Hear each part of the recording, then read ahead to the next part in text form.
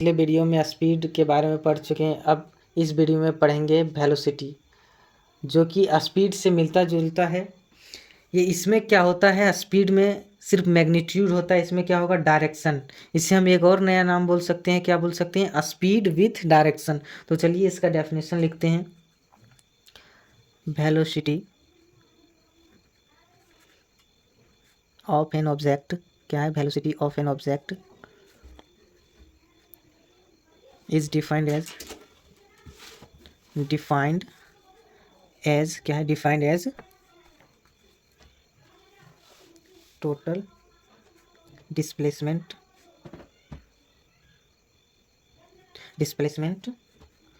Of the object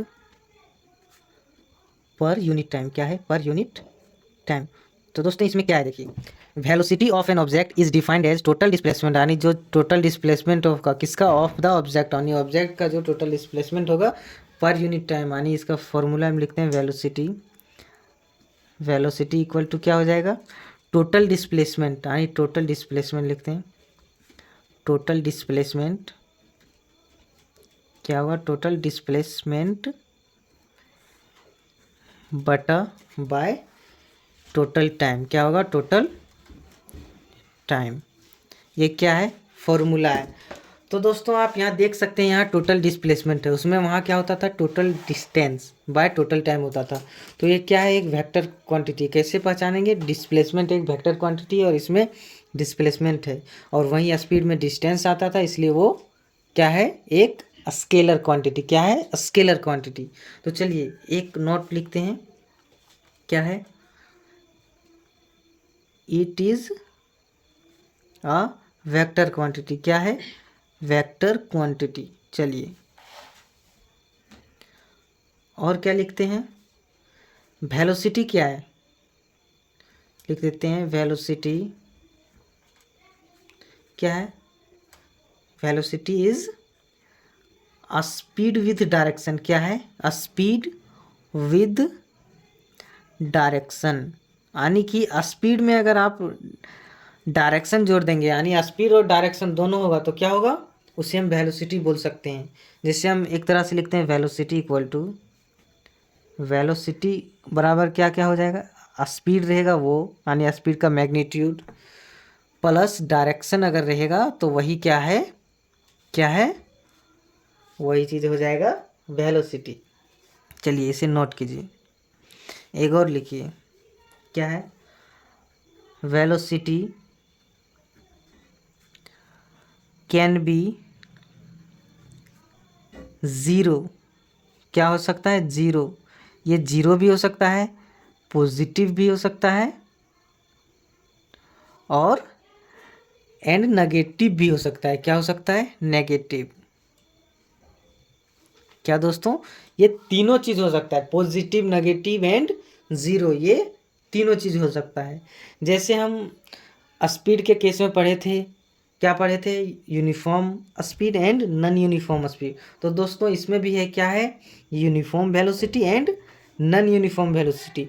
तो उसका भी डेफिनेशन सेम टू सेम है, सिर्फ वहाँ जहाँ स्पीड होता था वहाँ क्या आ जाएगा, क्या आ जाएगा, वेलोसिटी, और जहाँ नॉन यूनिफॉर्म है, नॉन यूनिफॉर्म स्पीड होता था वहाँ नॉन यूनिफॉर्म वेलोसिटी आ जाएगा।